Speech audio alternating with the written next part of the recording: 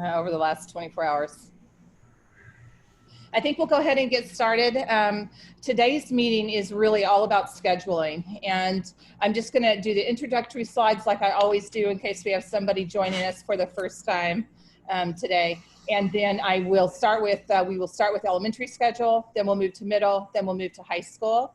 And I did schedule this meeting to be a half hour longer, so we can go to 11:30 if we need 30 minutes per grade level. And if we don't need it, that's always fine as well. So first I'll just start out by, as a reminder, what our return to school planning team looks like. This is our district task force that has been meeting, lots of meetings. And in the center is the group that actually we consider the task force planning team. And we're getting inputs from all of those different white boxes that you see along the edges. So school scheduling is right up at the top. And again, that's school scheduling complexities. School scheduling right now is not an easy thing to tackle. And partnering with the school leaders, because the people who know their buildings the best are those people that run their buildings every day. So that's why we have our leadership sharing scheduling today instead of the district team. So go ahead, next. So this is just some of the task force meetings that are available, that have been recorded, that are on our website, on the Greenwich Public School website. It just gives you an idea. We also had two large town hall sessions. We had a staff and a community town hall that were both recorded. What I would caution people though, if you're playing catch up and you're just joining us for the first time, or it's your second meeting, if you go back and you watch meetings from June or early July, you could hear things that are no longer in play today, simply because the state almost on a weekly basis gives us either new guidance, new information, or turns in a new direction. So I would encourage you to start with the most current meetings if you want the most accurate information. We also have focus group inputs. We have a Q&A in Spanish. We have special education focus group. They're meeting again today for the 5th time. So we actually could add a few more of those on here. Our elementary and secondary teachers have had focus groups, our specialists, our PTA, and again, we've had those large town halls. And the first Q&A document that we put together had about 445 contributions, and that is online now. We are still working through all of the questions that we received from the staff and the community town hall last week. Between those two groups, we had about 900 questions. So we've been consolidating and working on those. We hope to have them out this week as quickly as possible. We just want to make sure we get them all answered and answered correctly. We do have a special Board of Education meeting that will be posted for this Monday. And one of those agenda items is to talk about the reopening. And again, we'll be talking a little bit more about scheduling at that meeting. And we'll go ahead now and start with elementary. And I'm going to turn it over to Mark D'Amico, who is our KA director. Thank you, Tony. Good morning, and good morning to the almost 300 people that are online today. I sympathize with those of you who have tree troubles and power problems, and I thank you for spending a little time with us today. Let's go through the elementary schedules, and I'll try to be as brief as possible because I know everyone also wants to see the middle school and high school for the first time. Mike, if you could click on to the next slide. So this was presented previously at a Board of Ed meeting because we really wanted to go into a deeper level of specificity on what an actual remote learning day would look like if we had to pivot to remote learning and or for students who are opting into remote learning from the start. So this is a first grade model. And what you will notice is this is color coded for synchronous and asynchronous. And specials, delineation for specials as well. Synchronous, just to remind everyone, is live instruction. Asynchronous is pre-recorded and on-demand instruction for students. You will notice that there is a delineation for a morning meeting every day and also a SEL activity or a closing activity for students. So really you will wrap the day, you will start with your teacher and you will certainly end with your teacher live. Felt that was extremely important. Also, what you will see is, and I want to bring attention to the pink areas in particular. You see a large block of time that's delineated in pink for language arts and math. And what it says is that it's an asynchronous time and it's time for independent tasks. So I thought maybe we should talk a little bit more specifically about what that also means. Even though asynchronous means on demand and not necessarily live, the teacher is available during those times. And if you look to the left, what that means is kids could be working on and should be working on an independent reading and or math task based on the mini lesson that took place prior to this time. Then the teacher could be pulling small groups for either reinforcement or enrichment. The teacher also has the ability to pull individual students because we will be assessing students with frequency, and teachers are going to need to be able to talk to students on a one-on-one or in a small group setting in order to assess their ability to move forward in their learning progressions. I want to talk a little bit about the blue area where you see synchronous specials. Yes, the intent is for music, art, and PE to be live. Where it says media and innovation, I just want to talk a little bit about what that means as well. Innovation is tied into our media instruction. That is dedicated time in the K1 and 2 classrooms, so it will be scheduled in. 3 through 5 is more of a collaborative effort where the media teacher traditionally pushes in and collaborates with the teacher on a particular unit of study. That's not necessarily scheduled per se. It's more of a flexible schedule. But at the K1 and 2 level, media is assigned and it is considered a special, and we will have the media teacher going into those classrooms. You see that there's an opportunity for lunch and recess and a break. Science instruction as well. Science will also rotate with social studies in that block, so it's a bit flexible. And then again, at the end of the day, we want to have either an interactive read aloud or time for a social emotional learning, SEL activity, and just an opportunity for the kids to have a face-to-face interaction before going home for the day, should they have any questions. Let's move to the next slide, please. The question came up, how does the Greenwich model compare to a research-based model? And so last Friday, actually, out of Columbia University, Mike, if you could change the slide, and in conjunction with the Center for Public Research and Learning, the Congrove model was shared. The Congrove model takes into consideration certain assumptions, so I wanted to make sure I share those assumptions with you. One, which is key, is that all students have a device. In Greenwich Public Schools, that's certainly the case. If you look at the assumptions for their district profile, and again, this is what the Congrove model used as their assumptions, it's a K-12 span, length of an in-person student day, 6.33 hours. Just in case anyone is wondering, at the elementary level, that's 6.5 hours here in Greenwich. And then where it's broken down even a little bit further, because I'm basically speaking about the elementary level right now, where they've made the assumption of 4.25 instructional hours. It's important to note that in Greenwich, we have 4.5 to 5 hours, and the discrepancy is dependent on the day and the type of special a class is having. Typically, if it's a 30-minute special, then it's 5 hours of instruction that's afforded to students. If it's an hour special, then it's 4.5 hours. So again, this is a research-based model, and I thought it might be helpful for us to do a crosswalk between what we've proposed and what the Congrove model suggests. So Mike, if you could turn to the next slide, please. So here's the Congrove model side by side.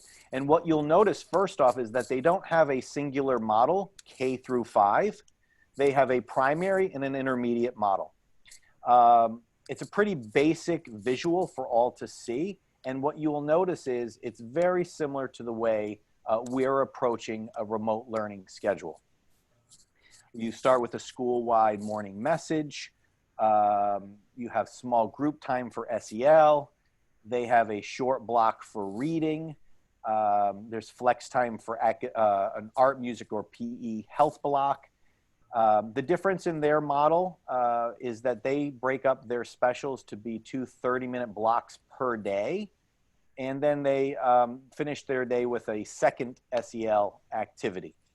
There's a little bit of variance between the K2 model and the 3-5 model in terms of the amount of instructional time allotted. So for example, if you're looking at the K2 model for reading, you'll notice 25 minutes versus at the 3-5 model ELA, which is also, it's English language arts, it's 40 minutes. So obviously as the grades increase, so does the content time as well. So now I thought, let's take a look at our model side by side. Mike?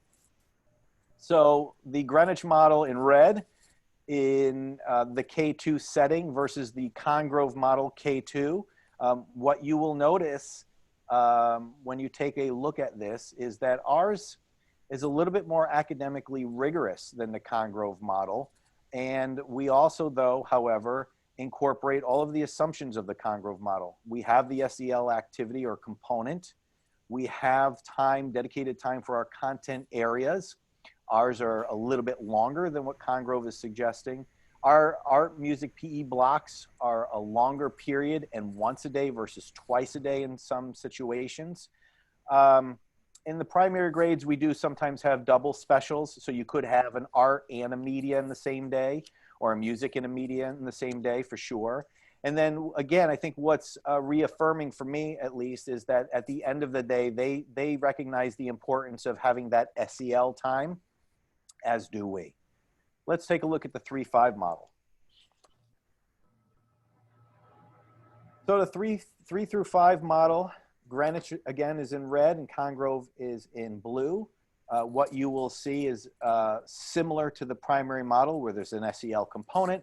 There's time dedicated for our content areas that need to be covered and a closing SEL activity.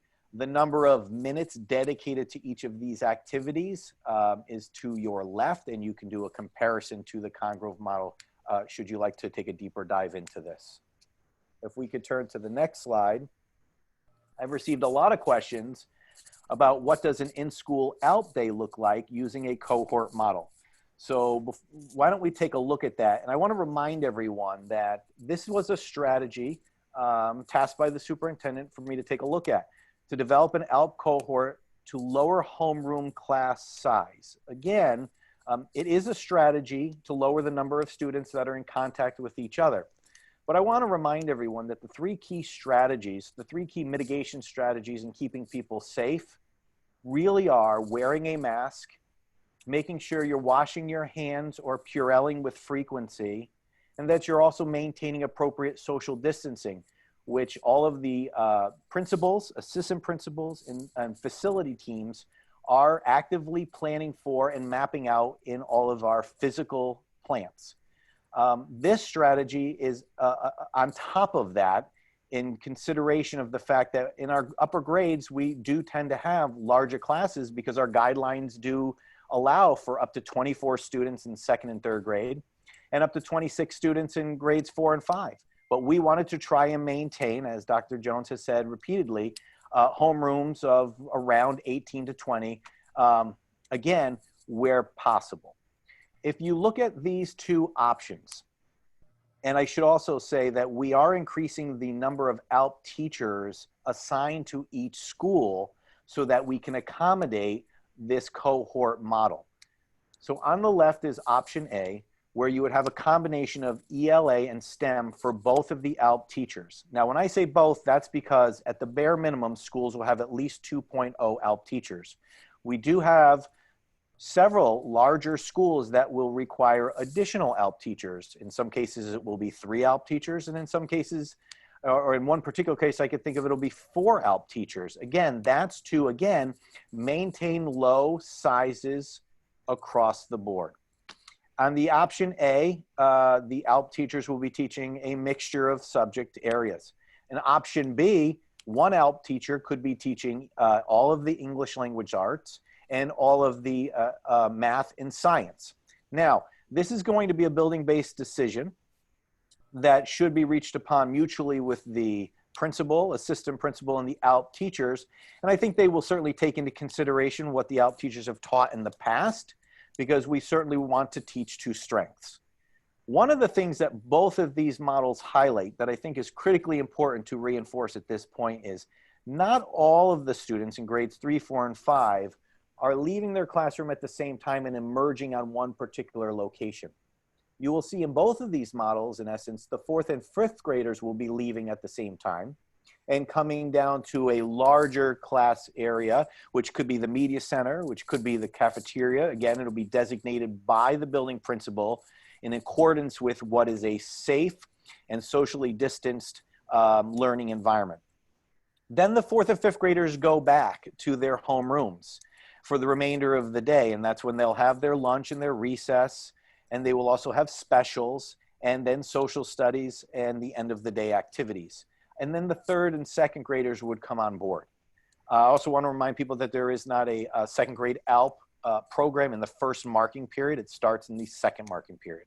So this is 2 different ways for building principals to work in cooperation with their ALP teachers to determine how to implement this cohort strategy. If we could turn the page. I've also received a great deal of questions about art and music, and rightfully so.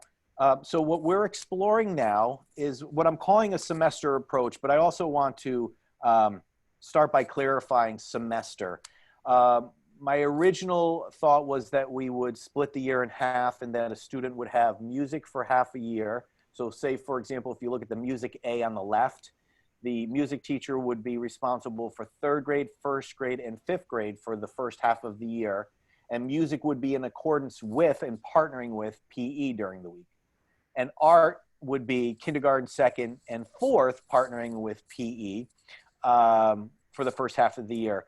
But then in thinking about it more deeply, we're going to reduce that because, you know, in some cases, students aren't particularly keen for one of these 2 areas. And so we want to lower it to be more of a unit approach so that kids do know that, you know, in 4 or 6 weeks, we'll be pivoting from art to music and music to art. And sometimes just having one thing for an extended period of time at such a young age isn't the best strategy for us to use. One might ask the question, why aren't you looking at this approach for PE? And here would be my answer. For whatever time the weather will grant us the ability to do so, we are going to teach PE outside, which is the best case scenario for all, because the kids will be out in the fresh air. It will also be able to double as an opportunity for kids to take their masks off. And I'll be working with the PE department and the building principals to talk about ways to approach PE activities outside at a safe social distance. But of course it does rain and it will eventually get cold and snow. And so we will also be planning for socially safe, socially distanced activities in the gymnasium, which is also a very large open space.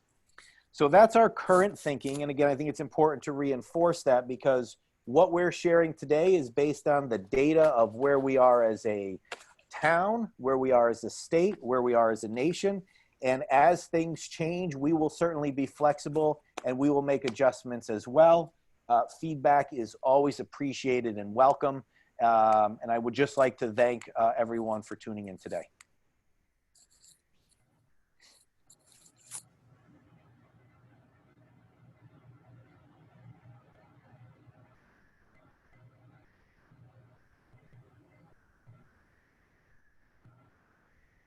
I guess that's me then. I guess that's me. Okay. Hi, everybody. Gordon Beinstein, proud principal of the Western Middle School. We're going to talk a little bit, Tom, Jason, and I, about the middle school plan going forward. We're going to start a little bit earlier than Mark did in the sense that Tom will talk about the schedule. But before we get to the schedule, we want to kind of give you guys some information about the safety precautions and why the schedule has to look like the way why the schedule is going to look like the way it looks like. So at the middle school level, the decision was made that we're going to cohort not by groups of 20, but by groups of 100, which is the current team model.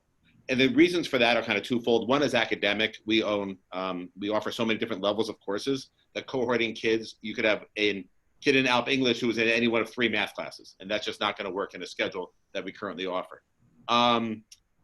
It also is just social emotionally to have 20 middle school kids together all day long, the same kids. It just wreaks havoc that we don't need to kind of put on our kids right now. So we feel like we can keep them safe by cohorting by 100 students at any one time. Class sizes are around 18 to 20. And these kids will interact only with each other. So they will eat lunch together. They will enter and exit the building at the same time and through the same doors, using common bathrooms. In addition to that, we're going to limit, if you look at the bottom bullet, the number of teachers that your kids have access to as well. So they will all have the same gym teacher. All of us have 3 or 4 phys ed teachers, but we're going to cohort so that that team of students has the same phys ed teacher. Same with music, same with art, same with tech ed or consumer science. So we're really doing everything we can to limit the amount of contact, both kid to kid and teacher to kid. And I think by doing so, we're going to do a really nice job keeping our kids safe and still be able to deliver the superior educational program you guys are used to at the middle school level. Next slide, please. Thanks. So some other logistics, and some of this stuff I know has been public already, but I'm not going to read you the bullets, but let me just highlight some certain things. So all adults and kids will wear masks. This is not optional. So if you're a parent thinking, well, I don't know if my kid's going to wear one or my kid doesn't, then you have to think about other options, because the mask is, unless you have a medical excuse from a doctor, the mask is a non-option for staff and for kids. And that's our main safety precaution. We're also not going to use lockers anymore. If you've ever been in middle school, 200 kids passing at the same time, in lockers and such, it just backs everything up. So they're going to have backpacks they can carry from class to class. Inside and outside of each room are hand sanitizers. There'll be an emphasis on using those, as well as the wipes that we were given also just the other day. We're going to stagger passing time. So normally a bell rings and 600 kids go to a different room at the same time. We're going to have 6 different, or at least 2 different, depending on the areas of the building, passing time. So no kids will cross each other at any one time, except from the same cohort. So if I'm going from math to music, which is the other end of the building, actually, let me take that back, because music's going to be pushing in. But if I'm going to math to science, I'm only going to be passing with the same kids who I just had math or science with. So that should keep the interactions to a minimum. We're going to, whenever possible, again, Mark mentioned weather specific, but assuming the lesson plan and the weather permits, we're going to let kids go outside as much as possible. But again, each area is going to be designated to a certain cohort. So some may have the blacktop, some may have the front of the building. It's just going to keep kids apart as much as possible. They've already started lining the buildings. They came at Western yesterday. So we have lines down the middle of the building. We have feet to show which way they can walk, and I guess walk with your feet. We have signage as well to talk about, your 6-foot reminders. We're also talking about putting common colors up for every door they could go into. So if you're on a team, we're giving you the red team, then you only walk through a door that has a red dot over it or a red square over it. So you're only that's true for entry, exit, and classroom, because we're all using the same handful of classrooms. The building's disinfected daily, and the cafeteria will be disinfected after each wave. In the cafeteria, we're going to enforce because the masks are off, we're definitely going to enforce a 6-foot distance. We've already set up the classrooms, so all chairs are facing the same way. If there is a need to share a table and such, and in some cases there are, we have plexiglass dividers that have been ordered. So again, 3 to 4 to 6 feet plus plexiglass dividers as well. We're looking at our building day. Very often at the start of the school day, if you drive by a middle school, there are hundreds of kids outside waiting for the doors to open. That will not be the case. All of us are going to open our doors by 7:20. So as parents drop their kids off, they can go right to their first block class, again, through an assigned door and through to assigned room. So right to a first period class. So they won't be hanging out in the hallways. There are no late buses before or after school to start the year.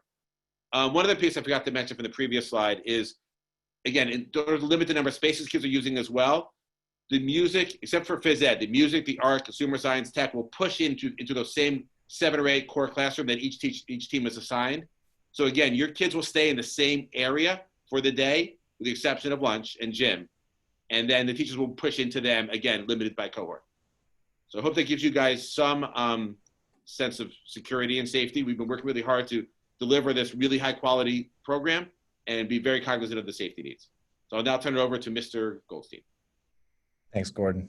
Jason Goldstein, principal over at Eastern. I'm going to talk a little bit about the electives and some of the adjustments to the electives.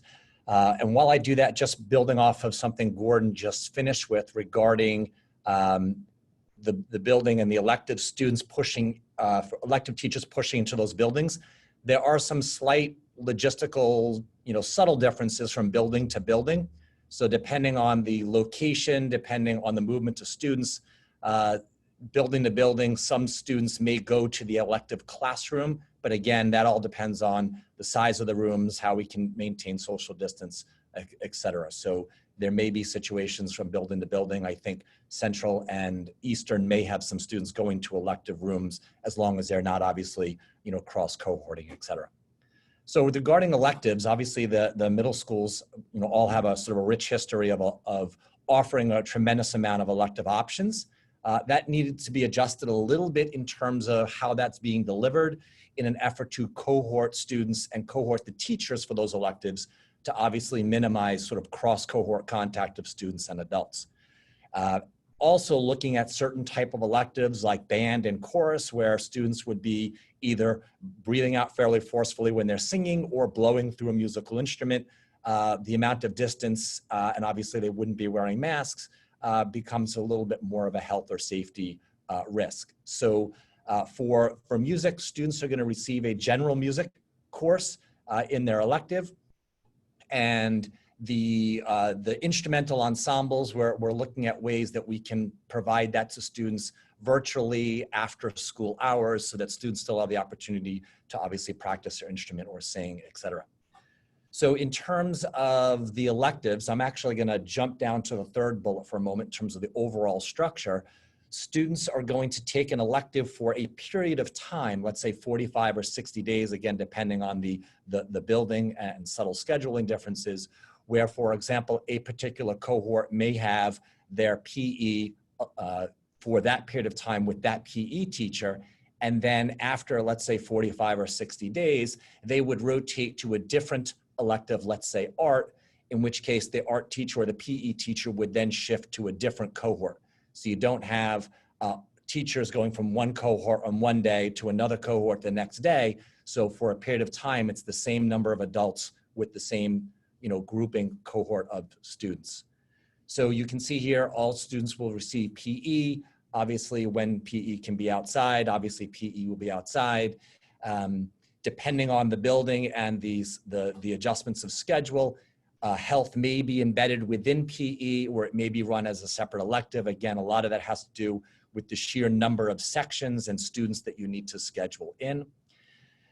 Again, other electives like consumer science, technology, art, those are going to rotate from a cohort. So for example, if I was a 7th grade student, I may have consumer science as my elective for the first part of the year, and then after 45 or 60 days, I would then start taking, let's say, an art elective, and then for the latter part of the year, perhaps take a technology elective, or rotate through PE and art and technology, depending on my particular schedule. The seminar elective, obviously trying to cohort students, and as Gordon mentioned, keeping the class sizes to around 20 or under on average. Some of the electives that we normally run, obviously we can't run everything the way we always did without making class sizes much larger or cross-cohorting. So things like seminar, we're going to embed that and those seminar activities into the ELA course and the ELA curriculum. And similarly, digital literacy, it'll either be an elective on its own, or it will be embedded to one of the core content areas, obviously as appropriate and as the scheduling provides for. So while this is a general overall picture of what electives look like at the middle school levels, please understand that there could be subtle variations from building to building. And again, all with the 3 middle schools, and Tom, Gordon, and I speak multiple times a day about how do we make this work to keep this class sizes small, keep students cohorted, and try to maintain the various health and safety guidelines that we're currently working with. Okay. So I'm going to turn over to Tom, who's going to talk a little bit about what class might look like on a day. Good morning, everyone. Tom Healy, principal of Central Middle School. Thanks for joining us today. So as Gordon and Jason sort of set the context for our model, we wanted to just give a little bit in terms of the actual implementation. So for in-person instruction, we were operating under the goal of meeting all the health and safety guidelines and delivering our instructional schedule as we have in the past. So any parents of children who have been in our building over the last few years, have had older children who have gone through, our bell schedules will look pretty much similar in terms of instructional time, amount of periods or blocks in the day, and how students are receiving the curriculum. So all of that is going to remain the same, just with the adjustments that were discussed before.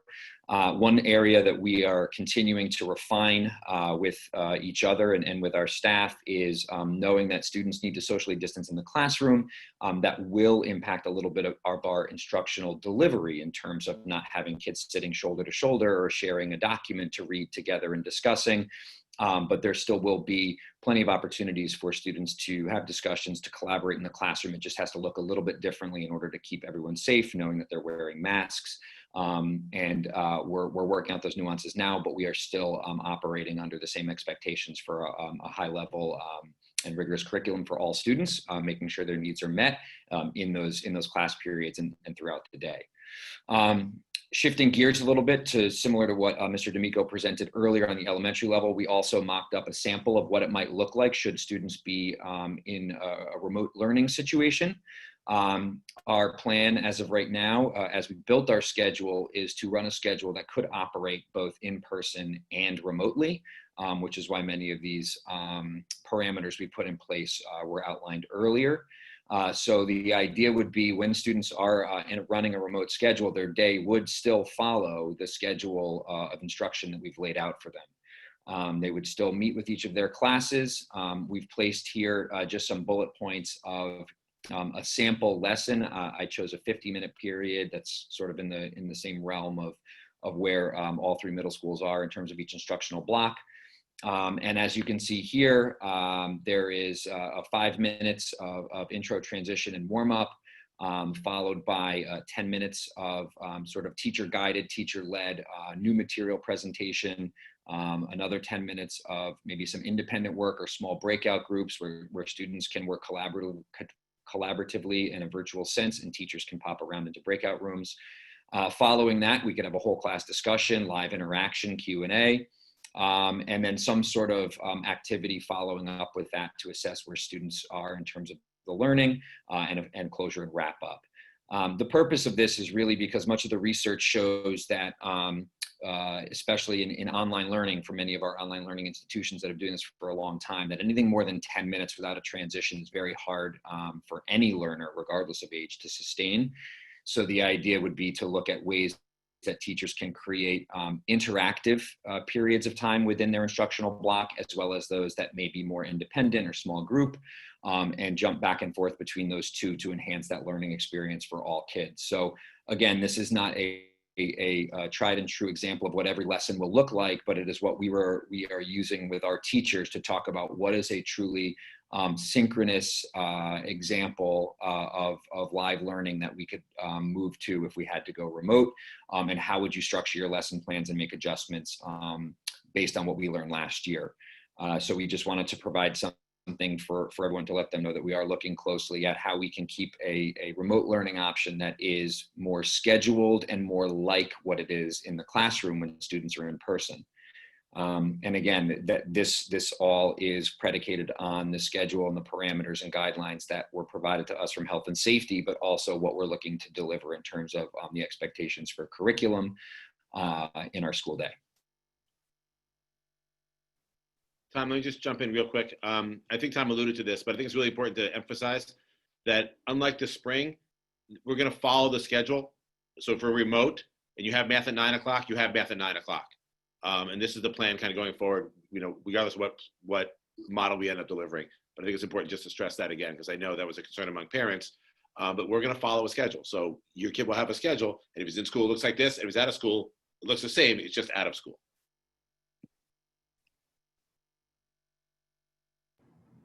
Great, thank you to our middle school team. I think we'll move on to the high school. So Ralph and Dana.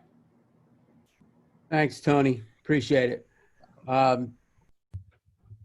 First of all, good morning, everybody. Thanks for joining us this morning. We appreciate it.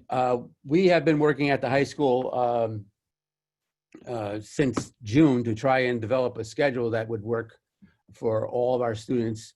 And we saw the need for the continued structure that both the middle school and the elementary schools are going to be providing for their students, for our students. It's very important that our students have a schedule and are able to follow it. The problem is with our schedule, it's very complex. And it has courses that meet 3 times, 2 times, or 1 time per cycle. And many of those courses are graduation requirements. So we were unable to really change our master schedule, because that would have meant changing almost 602 sections of students. So we stuck with our current Greenwich High School 8-day, 8-block schedule for the upcoming school year. It will work for, I think, work for everyone. and it will get everyone the requirements they need and the time they need in their classes that they didn't have in the spring. And it'll be, so let's talk about how we're going to do that. The hybrid method that we've been working on, and we are very lucky that the governor has given us permission to go to a hybrid method for such a large school. So we were able to move to that hybrid schedule where we're going to have half the school in our building 2 days out of the week. Well, that's not it, Mike. This is the first 4 days of school. Mike, go back to the, yeah, there you go. So we'll have half of our school in the building 2 days a week, the other half of the school in the building the other 2 days a week. But the key to our plan is that we'll be live streaming home to the students that are not in the building. So for example, on Mondays and Tuesdays, the Greenwich cohort will be in the school building and the Cardinal cohort will be at home, and our teachers will be live streaming to them as they teach the students that are in front of them from the Greenwich cohort. On Wednesdays, it'll be a full remote learning day. So that day, everybody will be home and we'll be doing remote learning from, the teacher will be doing remote learning to all their students. And then on Thursday and Friday, the Cardinal cohort will be in the building and the Greenwich cohort will be at home live streaming. Thanks to Michael Ting and his great team and to the superintendent, we were able to do this. We have the technology to live stream home, and we think it'll be a very effective model for our students. And again, they'll be able to follow a structured schedule. And at the end of the day, well, actually at the beginning of the day, we're going to leave the beginning of the day. The first block of the day is going to be a little bit longer than the other blocks as we're still working on drop-off and pickup plans for our students, and we're trying to figure out, we think a lot of people will be driving to school, having driving their students to school. So we're working on a way to bring students into the building in a manner in which will be safe, but also spread out a little bit. And then in the afternoon, the last period of the day, we're going to be doing a number of SEL activities, but we're also going to be working on how we're going to release students at the end of the day. So in a safe manner. I think that Gordon did a great job of pointing out all the safety measures that are going to be put into place in all of our buildings. That's not just for the middle school. Those safety measures will also be placed in all 3 levels. I think we have a bigger building. We'll have approximately 1,400 students when the students are in school, whether it's the Greenwich cohort or the Cardinal cohort. There'll be 1,400 students in school. So we have some extra work to do in terms of how we're going to move those students around during the school day, and as I said before, how they're going to be coming and going to school. We have been working with the director of safety. We have been working with our food services director, and we will be working with our transportation director next week to figure out how we're going to bring everybody into school in a safe and expedient manner. As you can see, our block schedule is fairly consistent with our previous block schedule, except the times are just a little different. Mike, if you can move that down a little bit. Yeah, thank you. A little bit more. It's color coded to the block schedule above it, so you can see that how we're going to have the students enter the building. The first period is going to be 56 minutes long, so that depending on how the students flow into the building, we will be able to get them there and we'll still have time for instruction. So we made that period just a little bit longer because of we're anticipating a staggered arrival. The rest of the blocks, most of the blocks are green, they're 51-minute periods, and then our lunch block is 55 minutes, so there'll be a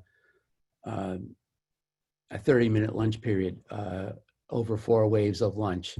And we think, as we've been working with our custodial staff, our food services people, and the administrative team at Greenwich High School, we've been working on figuring out if we can use the student center for lunchtime, and I think we can with 350 students per lunch wave. The last, as we said, the last block of the day is some SEL learning that we're going to put into effect. We're also going to use that for counselor advisory, other school-wide topics, PPS meetings, also to check in, for teachers to check in with their students. And we're having, I don't know if we need to get into this much detail, but we're having 6 minutes of passing time instead of our normal amount of passing time, so that we can, but the passing time is something we're still working on, not the amount of time, but how the students are going to pass. And we're exploring different pathways for students so that they can get to their classes safely and without a lot of interaction with other students. Mike, if you can go to the first 4 days of school slide. Okay, so we always have a ninth grade orientation for our students.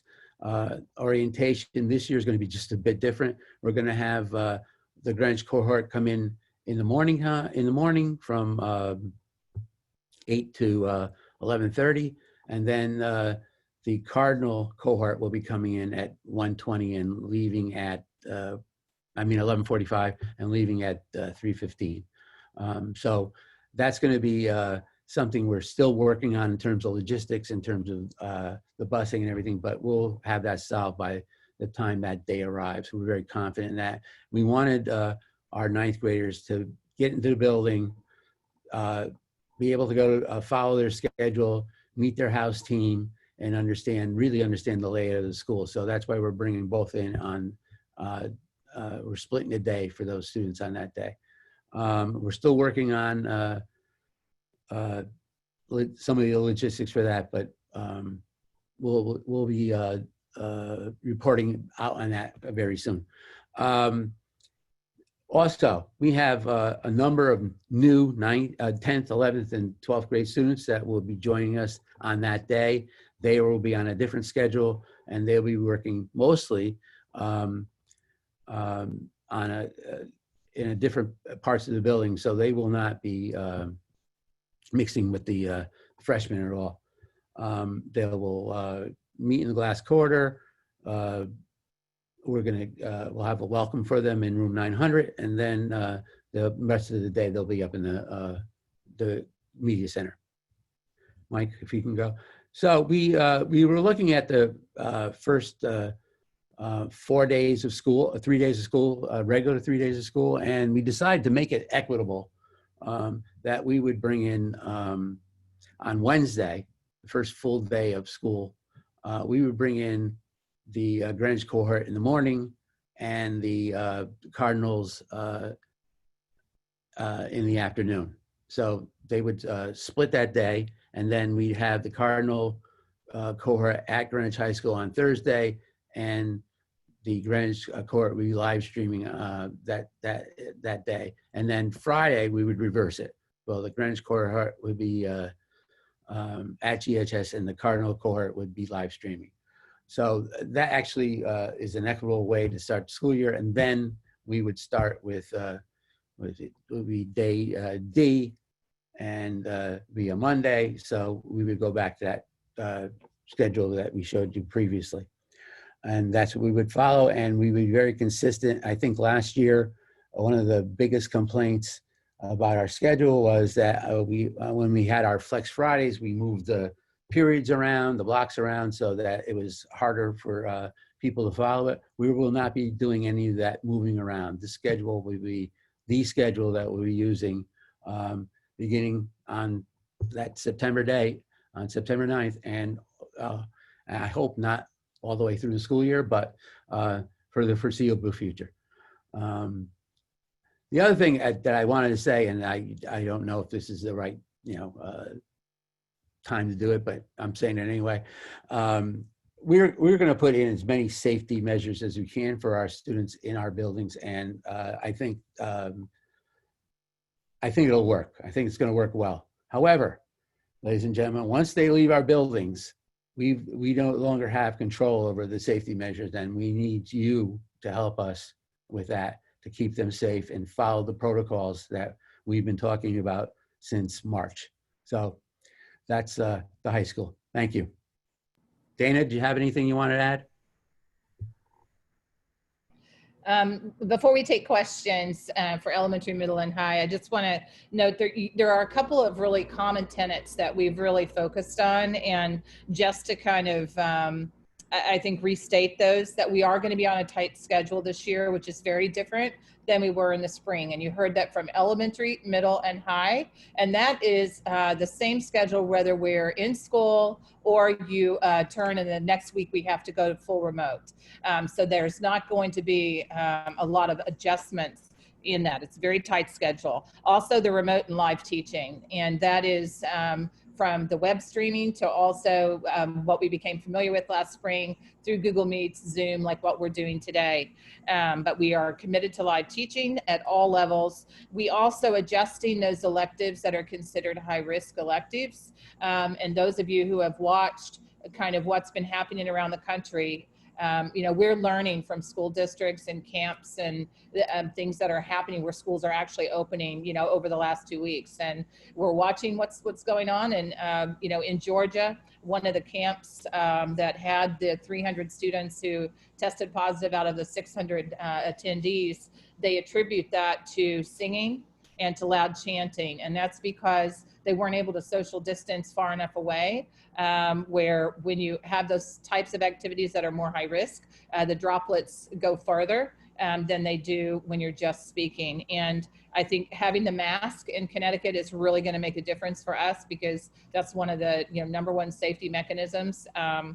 But again, if it's a really high risk activity, and we will be waiting and watching what CIAC does for high school athletics. Right now, it's a full return to athletics, but they've told us just to be prepared that it could change on a weekly, daily basis. And that could be sport by sport, not necessarily just the entire sports program. So I'll leave it there. And I know I'll start with questions. And Karen, I might start with you. I'm sure you have some to kick us off. I've been taking notes. I have quite a few. So I'll start with this question. I think it's best for our middle school principals and Ralph maybe. When we closed in the spring, students really had connections already with their teachers and fellow classmates. So if a student was disengaged during remote learning times, a teacher would really have a good ability to see that their student was not engaged in the same manner that they were during the school year. I was curious how we're really going to handle things, especially for students in the transition years, as they're going to be entering new schools, not have the connections with teachers and other adults in the building yet, and may not really have an opportunity to see any specific friends at all during the year if they're in separate cohorts. And I have a follow-up on that, especially for the high school, but I didn't know how you guys are going to be. Is that going to be stuff built into SEL? How are we going to handle that? So in the middle schools, I think we're still planning on leveraging our advisor-based time. We're operating currently under the assumption that we are coming back to school in person. And so I think the large plan for right now is to really spend those first days and weeks of the year really working with the SEL and the orientation and the getting to know you and all of those kinds of things. I know that currently for for some of our students. I've been meeting with our sixth grade team leaders and talking about sort of like the use of Flipgrid to do teacher introductions and send those home in advance. Again, especially for sixth grade, for students who aren't as familiar with the staff, or for new students. But I do think that looking at some of the technologies to plan for potentially not coming back into school, about how we can start to introduce each other, and then how we can use our schedule that we're building into our remote learning lessons to really take the time to get to know each other and talk about sort of how we feel about what's going on this year, and how we might address that better. That's going to really be a lot through the advisor-based SEL lessons, but really the first few days and weeks of orientation, where we recognize we're in a completely different environment. And so the expectation that we're jumping right into curriculum is not going to be as high right now. It's really going to be about addressing everybody else's needs. So I don't know about Jason and Gordon, if you have other things to add. And just piggybacking on what Tom was saying, I think a lot of times what's not necessarily as explicit is sixth grade teams across all three buildings in the beginning of the year spend a significant amount of time with that connection piece, that getting to know you, and that SEL piece. So the roll up into curriculum is a little bit slower in the beginning in sixth grade, because of those other SEL pieces that are embedded within the normal sixth grade. So I think regardless of whether in live, remote, that's not going to be lost. That's going to be done regardless of what model or delivery we're using.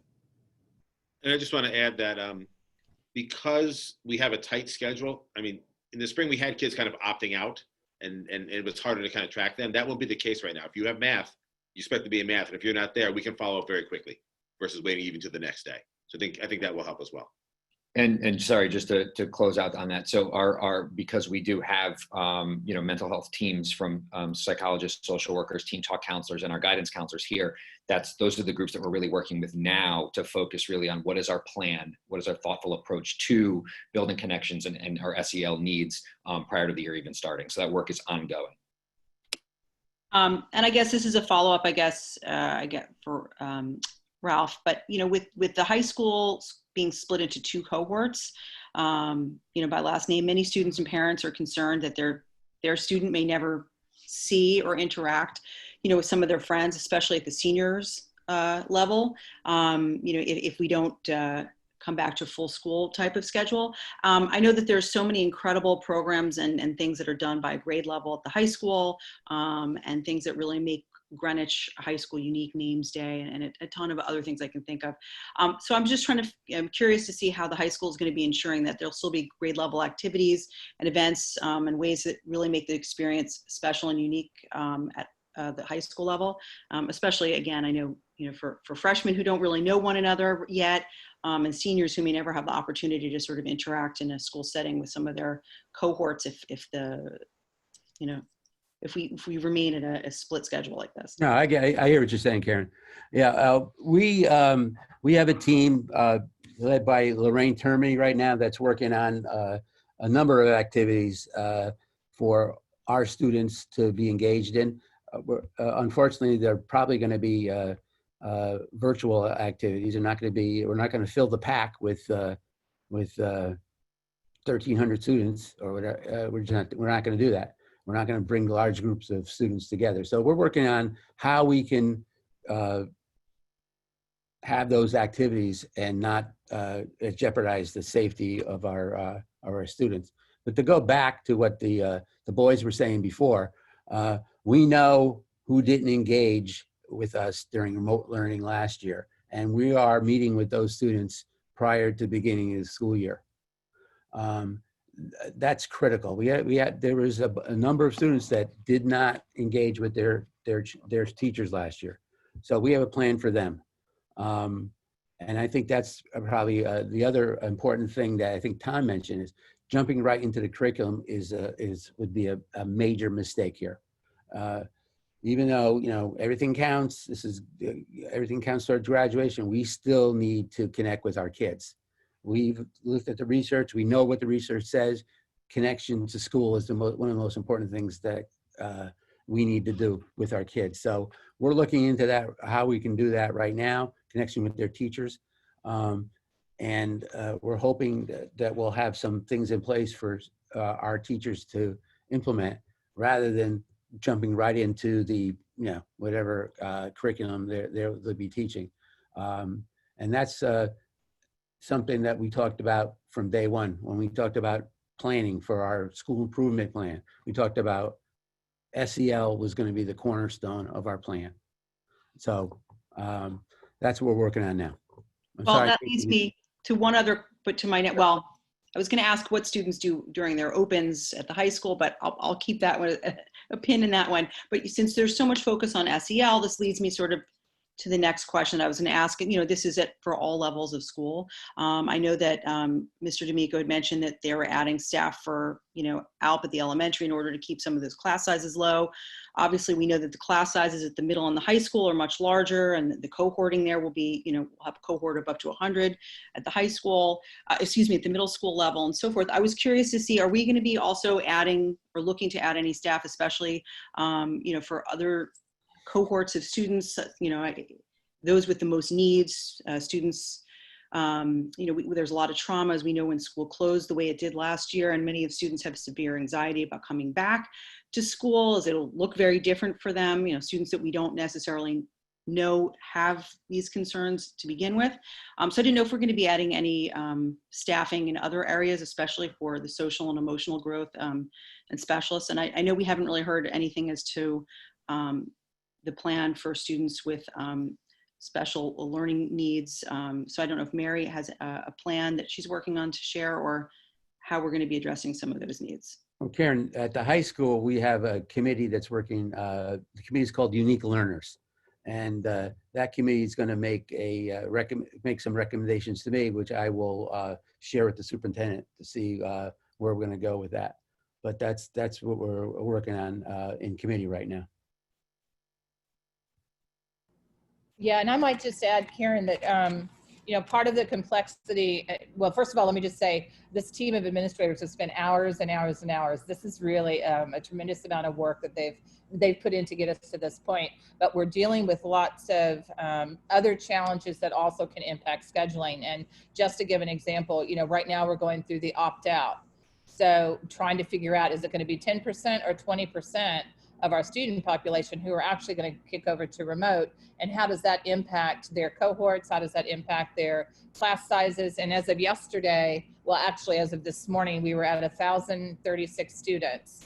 And just in the last 2 days, that had grown by about another, you know, 200, because we were sitting at 700, and we thought by the end of the week we would probably hit 900.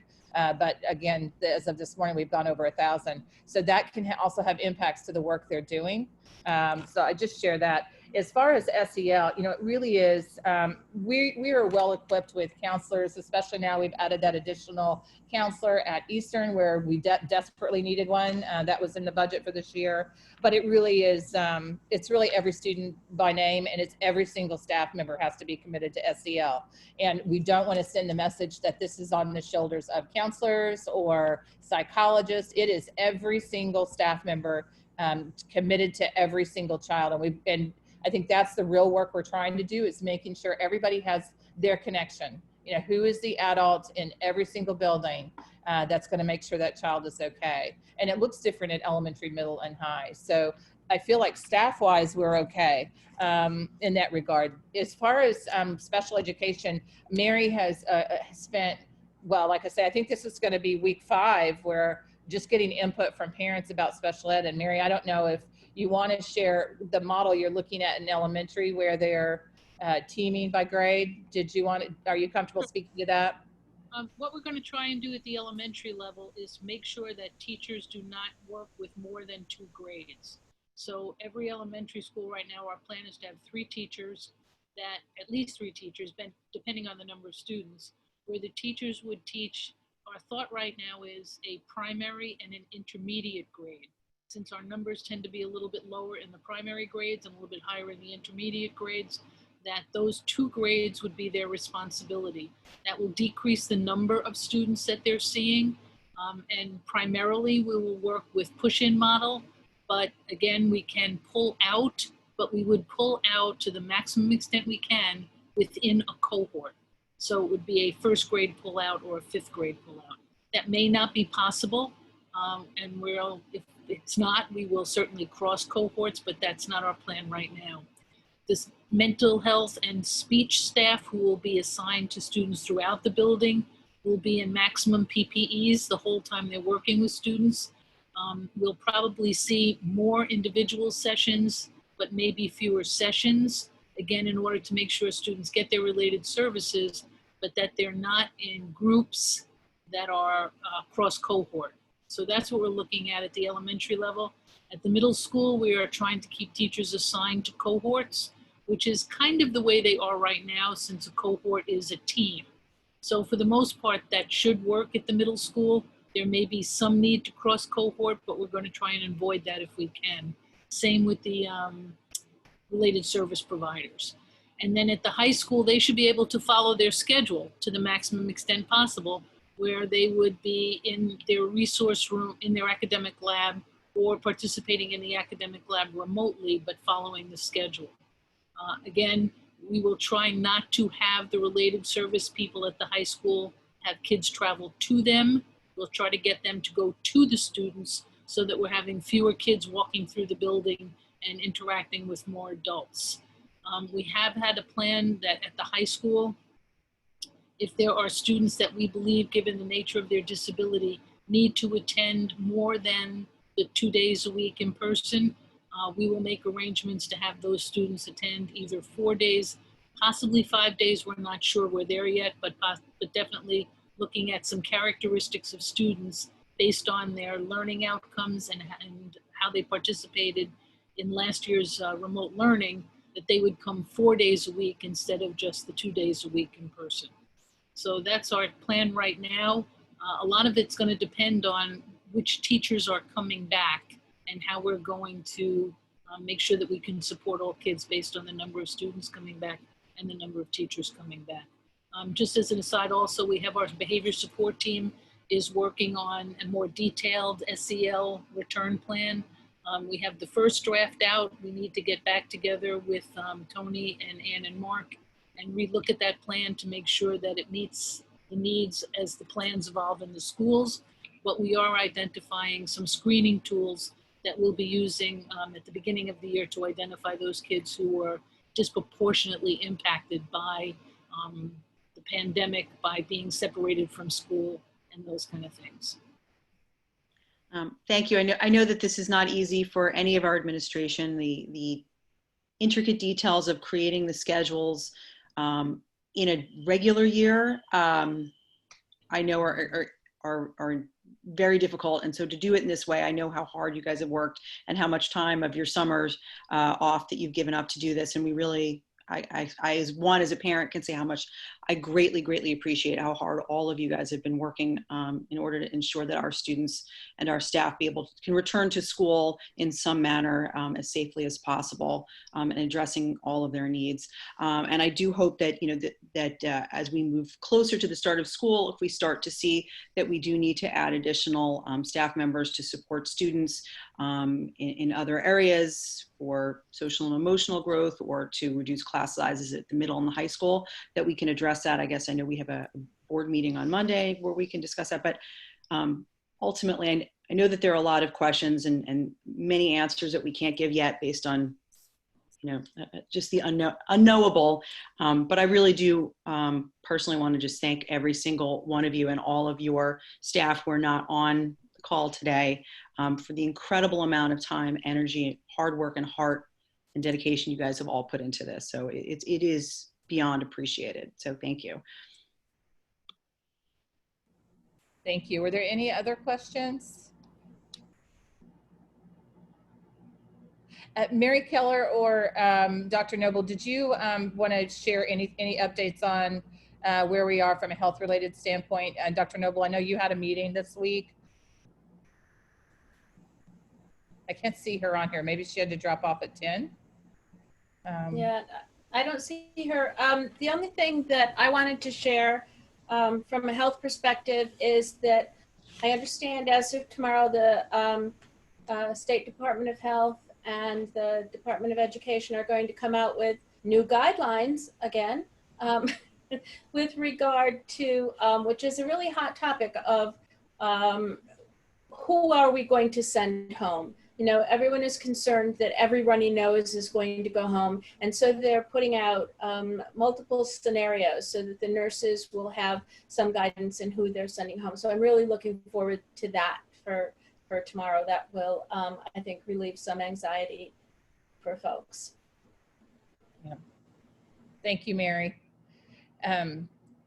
I also just want to mention, you know, with the complexity of scheduling, and we'll continue to work on this through next week. But you know, last week when the governor did give us the flexibility to go hybrid, and gave that responsibility to the superintendent's decision making, what we're seeing around the state is districts who had not considered hybrid at all are now talking about hybrid. We have some districts that are looking at K-12 hybrid. And so we, you know, in building a schedule, there are many, many factors that go beyond just even the students who are in our building. The staffing piece is going to be enormous for us. And, you know, as of this morning, we have 68 staff members who HR will be meeting with about whether or not, you know, they're eligible for accommodations that may not be able to be on site at our school. So if we take 68 teachers and you remove those from elementary, middle, and high school, and I'll give the high school as an example, they're between 17 or 20 staff members that would come out of the high school if we provided those accommodations. They don't really have the staff to just absorb all of those positions within their existing staff. So we've got a lot of challenges over the next week as we determine the opt-out of students and the staffing challenges. The other thing that can really impact, and we try to be as transparent as we can in the decision making, and I think we've prided ourselves on that, is that we have a lot of obviously teachers that have young children. So, you know, greater than 50% of our staff live in the other communities. So if all of the communities around us go hybrid, where their children can only access their schools for 2 days a week or 3 days a week, how are they going to show up to work for us on those other 2 days? And under the COVID exemption policy, childcare is, you have to meet certain guidelines, but childcare is an opt-out reason. So we're having to also explore, and the governor has encouraged us to even look at, if we end up staying in school and we're able to do that, do we have to actually look at some sort of childcare for school age, so that on those 2 days when somebody's children are not in their own schools, in their own communities, there's some way in Greenwich that we help our teachers so our teachers could teach our kids. So I share that because these complexities are growing just literally over the last 5 days because of the flexibility to hybrid that has really changed the landscape of the discussions that districts are having. So I'll leave it with that unless you have any questions that I know. Go ahead, Karen. Oh, I just wanted to, I had two, one I know had sort of tossed out there and pushed to the side, but I just was hoping to, and even if we don't have an answer now, for students at the high school, what they're going to be allowed to do during their opens. I know traditionally the students would sit in the student center or the media center and get work done. So I don't know if that's how that's going to be handled for students in school. You're muted, Ralph. You're muted. Okay. Some people will like me muted permanently, but that's another story. Anyway, we have a committee working on how we're going to be passing, how we're going to be using Student Center, how we're going to be using the Media Center. But from all intents and purposes, I think we'll be using the Student Center for a number of things. And I think we'll be using the Media Center for students that have opens. And they can go up to the Media Center and use that. I think we may be using Student Center for some instruction. But that's where we are right now. That could change, like Tony says, things change Yes. every 5 minutes.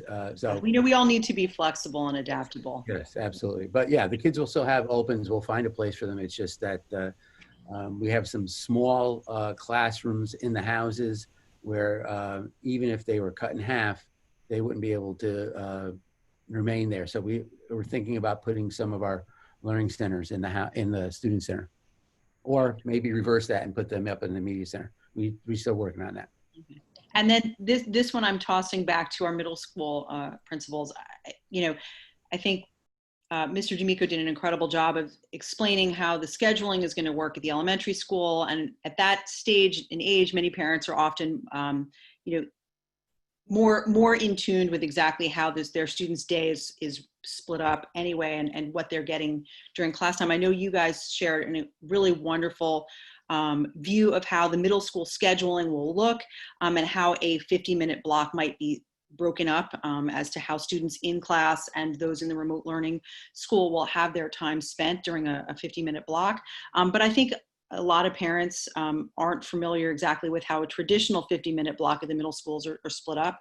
So I don't know if there's a way to just to compare and explain that, often, if that students won't be getting less instruction than they did typically in the years prior. It's just maybe looks slightly different. I just know most parents don't really know how those time blocks are spent during class time.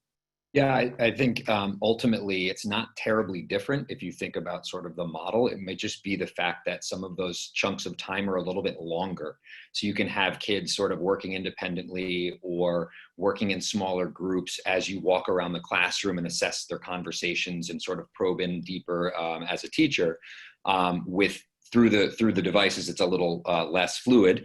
So those chunks of time are a little bit smaller. But during a 50-minute block, there typically is some transition time as students come in. You get oriented to the lesson and the outcome. You give a quick overview, and then you're right into either review of learning, new learning. You're doing a task. You're discussing it, you're breaking it down, you're questioning to get to deeper levels of thought and learning. You're sort of doing some level of assessment to see where the kids are so that you can plan ahead to the next day, which kids got it, which ones have not.